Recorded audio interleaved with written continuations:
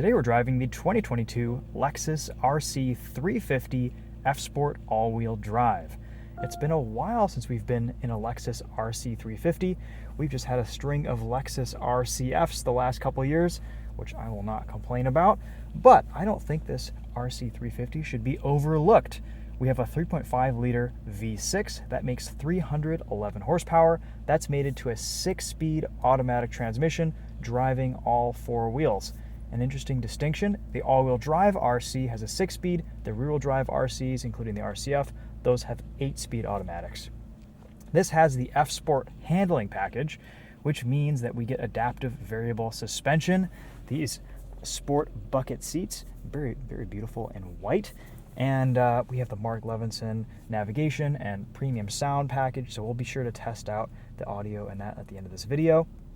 10.3-inch multimedia display with Apple CarPlay, Android Auto, Amazon Alexa compatibility. Unfortunately, we still get the touchpad down here, which is a little bit archaic, but the rest of this interior is very nice. Lots of physical controls, buttons. We get this digital display here in the gauge cluster that is movable. Kind of a cool little party piece. So if you want to see some more detailed information with your drive information displays, or just kind of switch back to a minimalist display. When this car launched years ago, I thought that was just one of the coolest features of the Lexus RC. This is still a really nice interior space. Some of the surfacing, the touches, the materials in here are all top-notch for Lexus. The design, the look, the feel of it might be getting a little bit dated, but the quality is still here, and I really love driving this RC 350 on a daily basis. Just a nice vehicle to use and to live with. The tech and the touchpad are a little bit wonky, but other than that, this is a really nice car as a daily driver. Let's walk you around this. We'll show you what it looks like inside and out, and then we'll take it for a drive. This is painted in infrared. A premium paint option, a little bit extra.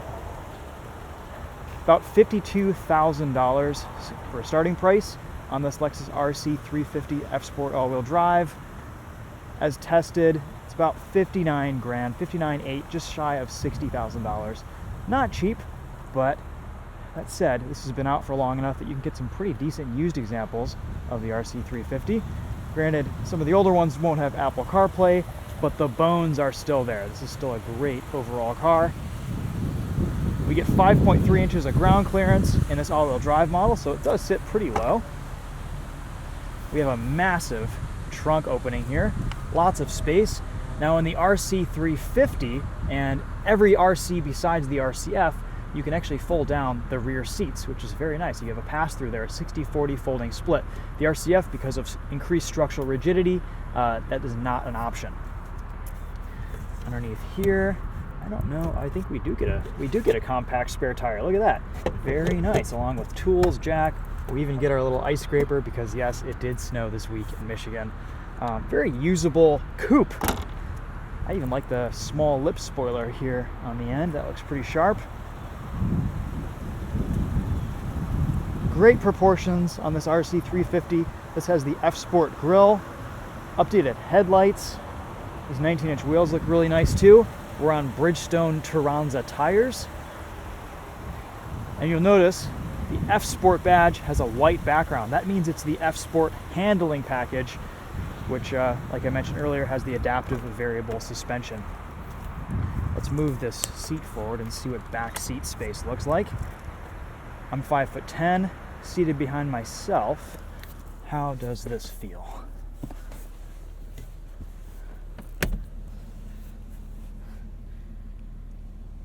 It's tight, but it's usable. It's doable back here. Headroom is a little bit limited, but not as bad as some other sports coupes. Love the white leather interior. That is a sharp color combination. Sometimes Lexus specs their press vehicles with some questionable color combinations inside and out, but this is not one of them. This looks really nice.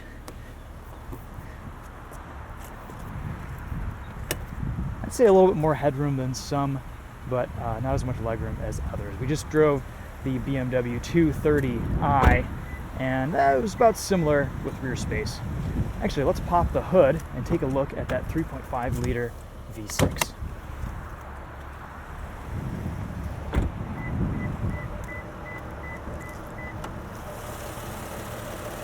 There it is, silky smooth, makes a pretty good sound, decent power too, and it can put it all down in all-wheel drive form.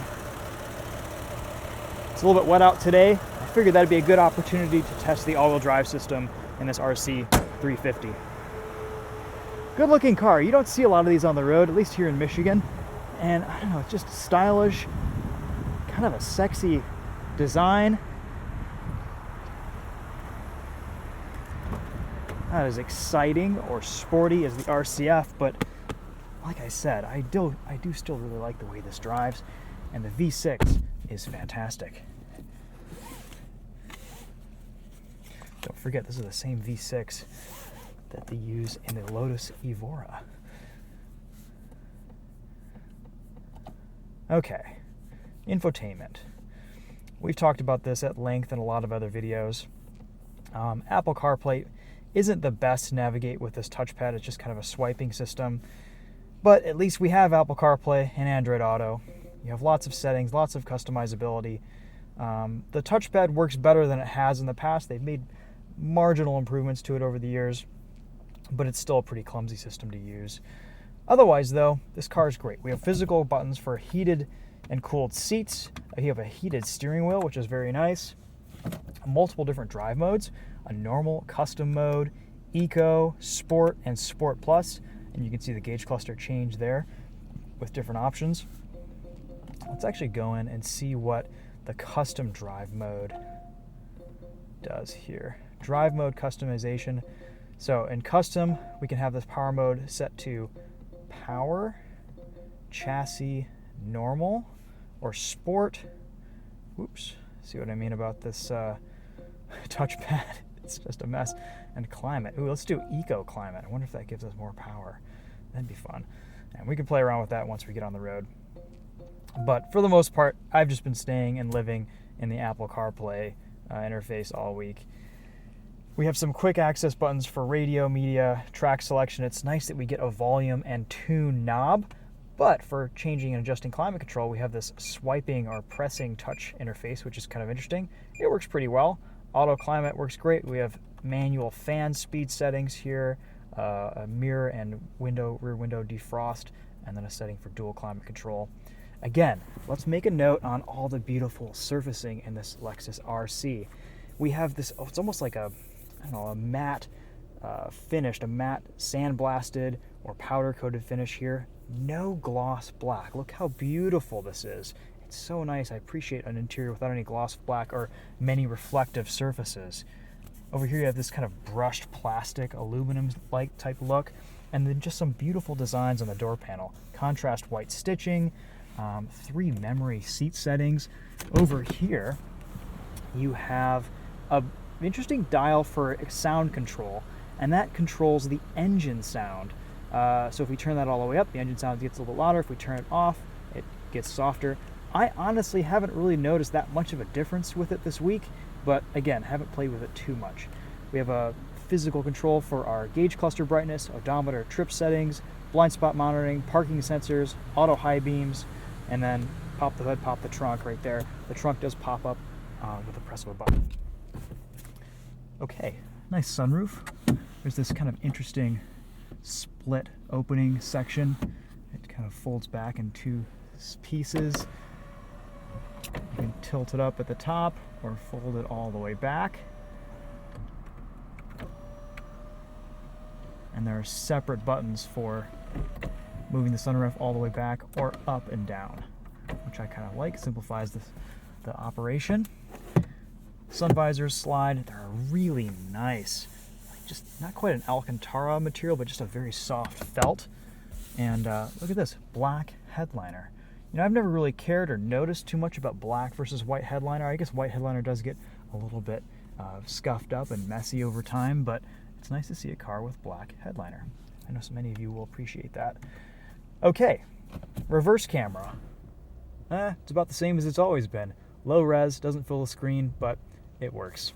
No 360 cameras, unfortunately, for your $59,000. Okay, let's take this RC350 F-Sport all-wheel drive, F-Sport handling for a drive and see how it does on the road.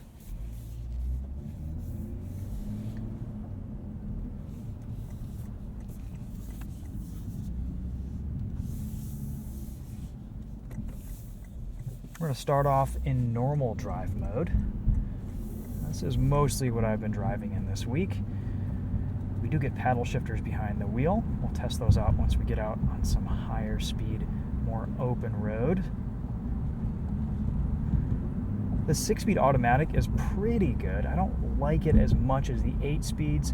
Of course, the gear ratios aren't as ideal for performance driving, but it still seems to do a pretty good job. There are some jerky downshifts when you tip on throttle tipping when you're trying to accelerate around a car, but for the most part, it does what you want it to. One thing I've really been impressed with this week is just the turning radius. For an all-wheel drive car with 19-inch wheels, the turning radius on this RC350 is insane. It's pretty much rotating on the back wheel there. You think it's done, about to hit the lock stops, and it just turns another quarter turn. And yeah, really impressed with the turning radius this week. Makes this a pretty nice car to wheel around the city. Let's throw us into sport mode here. Transmission's still warming up a little bit. We get slightly lazier downshifts until it does. You can hear with that automatic sound control, there's just a little bit of piped in engine note with the V6. Let's turn that off and see if that changes.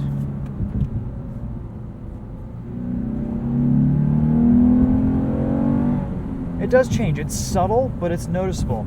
It goes from a more digital and almost sounds like it's piped in through a speaker to actual V6 engine sounds.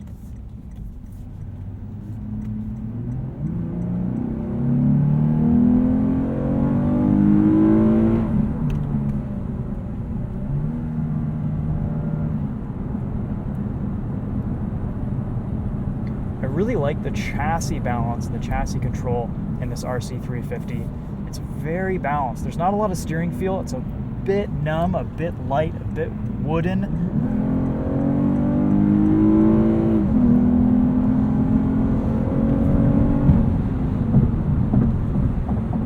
But the V6 does sound great.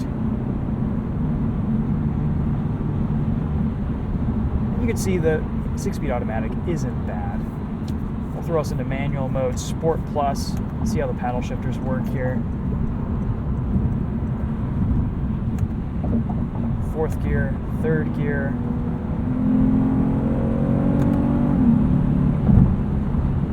Manual mode is actually pretty fun to drive in. It'll blip your downshifts, and at 5,000 RPM you'll get this orange display on the tachometer just telling you that you're getting closer to redline, which is about 6,700 RPM.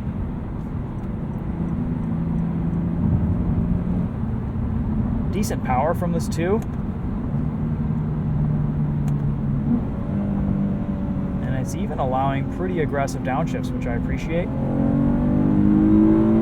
Honestly, besides a couple of subtle differences in suspension stiffness, I'm not noticing that much of a difference between normal, sport, sport plus. The transmission tuning is going to change slightly. It's going to downshift under heavy braking and give me a little bit more of a sporting driving experience. But the differences between drive modes are subtle. Let's see what eco mode is like. That should keep the revs super low. Set our climate control to eco. I will say this RC350 doesn't get the best fuel economy.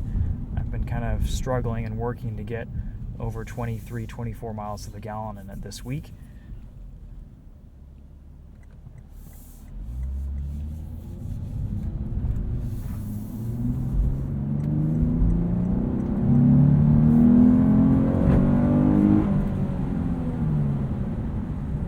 I think there's plenty of power here. Gearing's a little bit tall. Let's see, in second we get pretty high into the revs. Let's see what it takes us to.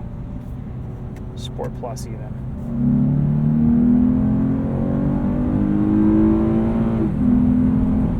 Yeah, about 68, 67 miles per hour.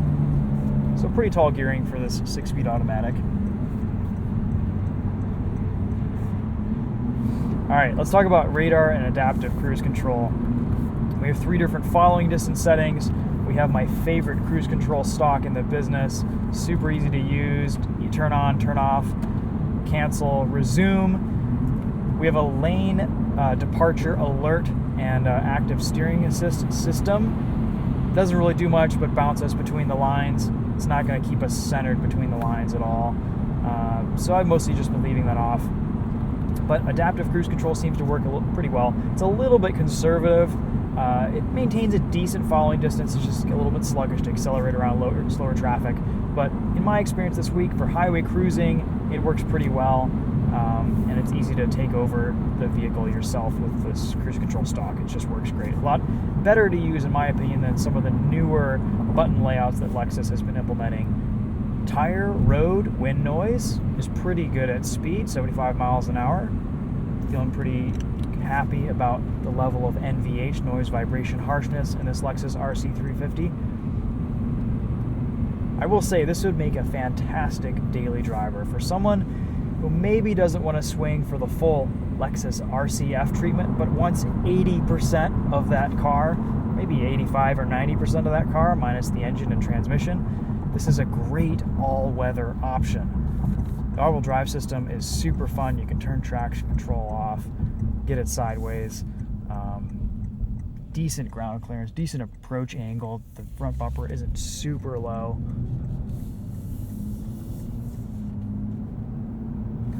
Let's throw us into Sport Plus and do a launch. See what this does, 0 to 60. Brakes feel nice too. Decent bite, a little bit mushy.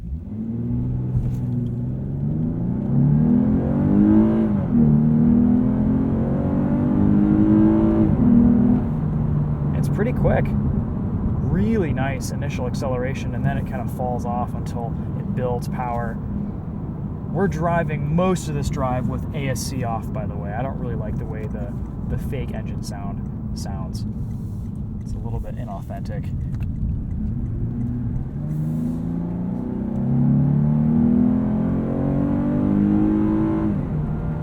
This V6 is just a sweetheart of an engine. It's so smooth. It's not the best pairing with the 6-speed automatic, but it's not bad. I think in normal mode, our shifts might smooth out just a tad. We're in manual, we'll use the paddles.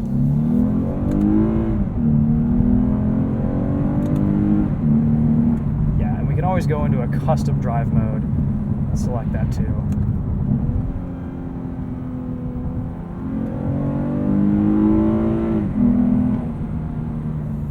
So it will not hold gears at redline like some of the F performance Lexuses. You know, get that sweet rev limiter even in Sport Plus mode.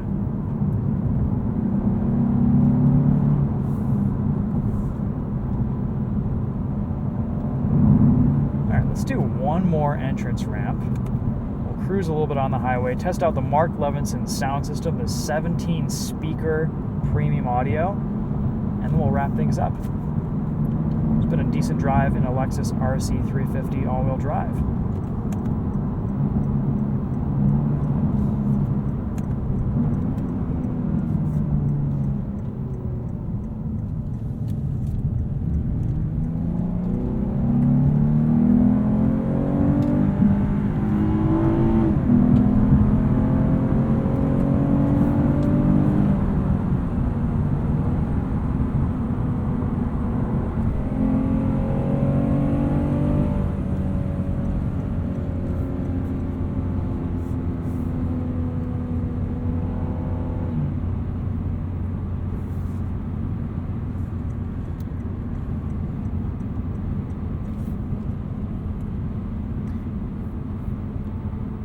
Handling is quite good in this car. We're a little bit grip limited today just because of the wet roads and conditions, but overall in the dry, it's pretty sharp. Just not a lot of feel behind the wheel, but dynamically, this is a really nice car to drive.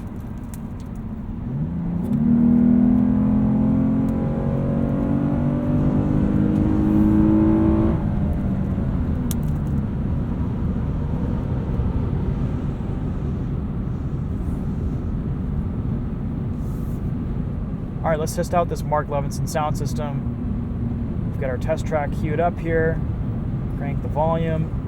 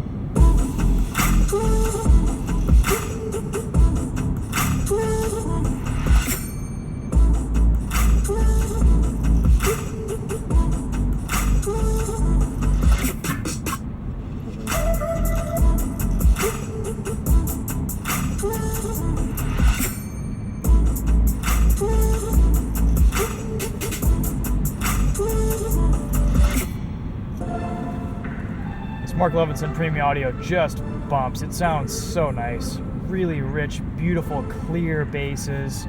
Everything else just sounds fantastic. We have nice steering wheel controls. Track selection right here too. Nice 370Z too. Look at that.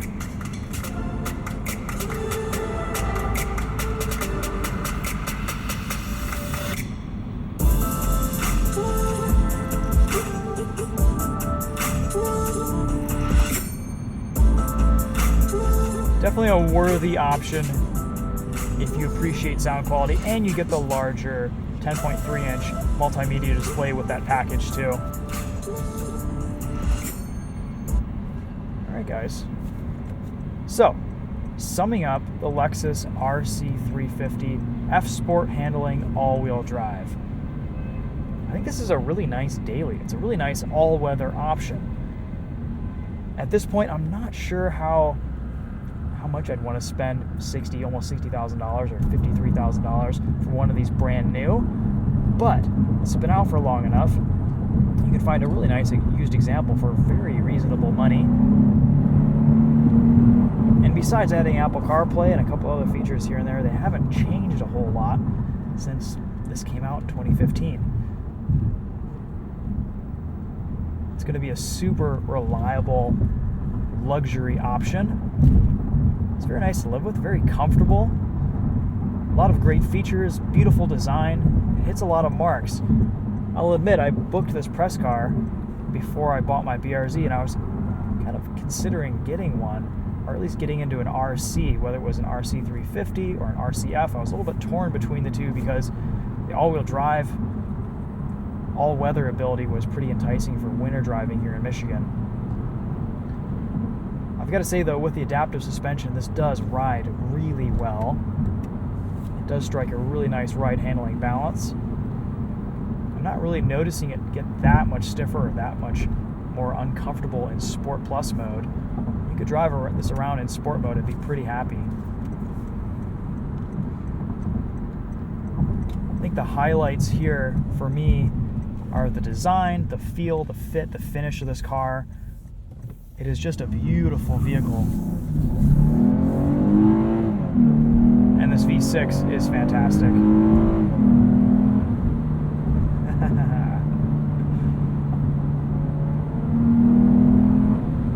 Pretty quick too. Alright guys, well there's the Lexus RC350. It's been quite a while since we've driven one of these. I don't know if I've ever done a review on the TheTopher channel of this car. We had one on Winding Road in 2015, 2016, 2018. It's been a few years.